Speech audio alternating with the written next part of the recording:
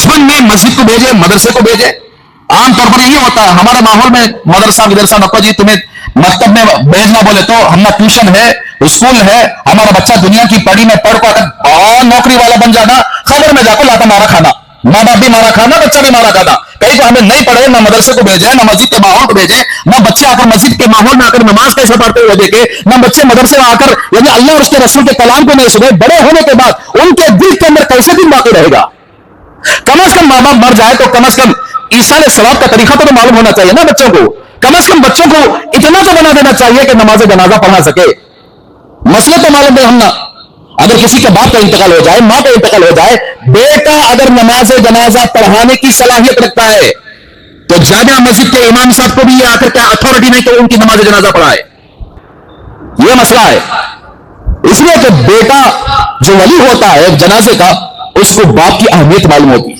बाप के आकर एहसानात उसके सामने होते हैं। नमाज जनाजा पढ़ाने का मतलब क्या है कि अपने मय्यत की मग़फ़िरत करवाना है, दुआ करना है अल्लाह के सामने, उसमें ना रुकू है ना सजदा है, अल्लाह के सामने खड़ा होकर या अल्लाह अल्लाहुम्मा उफ़िर li हय्यिना व मय्यितिना व शाहिदिना व गाइबिना, ये जो दुआ पढ़ते हैं ये रस्मी दुआ नहीं है, इसके अंदर माना है या अल्लाह मुझे माफ कर दे, अल्लाहुम्मा उफ़िर li हय्यिना, जिंदों को माफ फरमा दे, व मय्यितिना और मुर्दों को माफ फरमा दे, व शाहिदिना और यहाँ जो हाजिर हुए हैं उनको भी माफ फरमा दे, व गाइबिना जो यहाँ हाजिर नहीं हो सके उनको भी माफ फरमा दे, व सगीरिना छोटों को भी माफ फरमा दे, व कबीरिना बड़ों को भी माफ फरमा दे, व ज़करिना और मर्दों को भी माफ फरमा दे, व उनसाना और औरतों को भी माफ फरमा दे। जब यानी वली जब नमाज जनाजा पढ़ाएगा उसके सामने मय्यत रहेगी, अल्लाहुम्मा उफ़िर li मय्यितिना पढ़ेगा, उसके बाप के एहसानात उसके सामने होंगे, वो आंखों से आंसू में आकर लाकर अपने बाप के एहसानात को याद करके अल्लाह से माफी मांगेगा कि अल्लाह मेरे बाप की मग़फ़िरत फरमा दे। ये जामिया मस्जिद के इमाम साहब के पढ़ाने से नहीं आती है कैफियत के,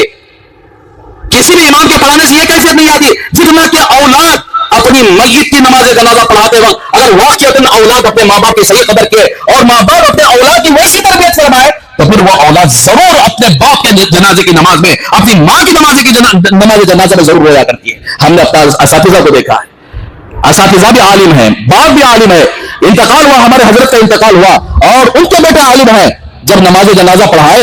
तकरीबन कई देर तक उन्होंने नमाज जनाजा में रोया है, हैसिया लेकर रोया है बेटे ने बाप के नमाज जनाजा में, उनके रोने में पूरे मजमे को रुला दिया। यह होती है नमाज जनाजा की कैफियत।